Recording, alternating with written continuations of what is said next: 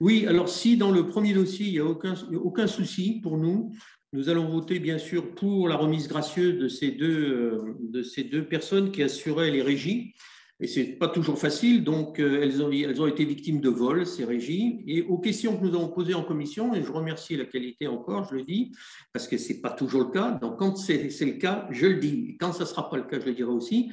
On nous a informé que des dispositions avaient été prises pour que cela ne se reproduise pas. Et il y a eu des alarmes de poser, il y a eu des choses, donc aucun souci. Par contre, pour le dossier suivant que vous avez évoqué, je vous en remercie, parce que c'est la même chose quant au principe, c'est une demande de remise gracieuse. Ça a appelé toute mon attention. Pourquoi? Parce que j'ai lu avec attention le rapport que vous nous avez passé, et ce rapport met en évidence une chose assez surprenante, c'est que si en première instance, suite à un rapport de la Chambre régionale des comptes, il y avait eu une mise en débat du payeur municipal de 180 €, ce qui est symbolique, le procureur financier a fait appel.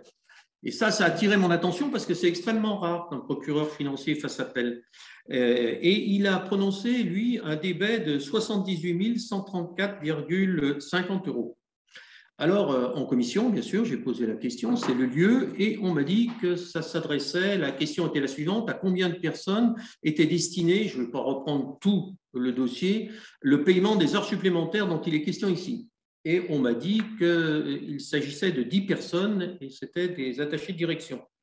Donc, je me pose la question de savoir pourquoi ceci a été fait, mais surtout, il faut aussi dire que M. Gilles Artigue a pris la peine de me rappeler, et il m'a rappelé vendredi. Et là, j'ai écouté son argumentation, et il m'a dit qu'en fait, ce n'était pas 10 personnes qui avaient bénéficié de ces 78 134,50 €, mais 338, ce qui change la problématique. Par contre, tout ceci, tout ce dont je viens de parler, n'apparaît pas dans le dossier et ne nous donne pas les éléments pour voter, comme on dit, en connaissance de cause. Donc, j'aimerais beaucoup que l'on nous informe complètement sur ce dossier. On ne va pas pénaliser le payeur départemental, d'autant plus que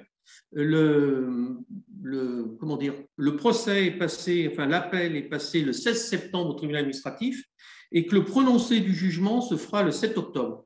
Donc, il faut absolument que nous fassions la remise gracieuse pour ne pas pénaliser le payeur municipal. Vous comprenez que le sens de ma question, c'est de ne pas pénaliser, c'est de faire la clarté et surtout savoir qu'est-ce que vous avez mis en place pour que de tels reproches ne puissent plus vous être adressés. C'est des reproches qui souvent sont réitérés dans les collectivités, tout ce qui touche aux heures supplémentaires. Donc en soi, ce n'est pas dramatique, mais quand même, j'aurais bien aimé des explications plus probantes sur à combien de personnes cela a été donné et dans quelles conditions. Dans cet état d'esprit, nous nous abstiendrons sur le dossier. Voilà, monsieur le maire.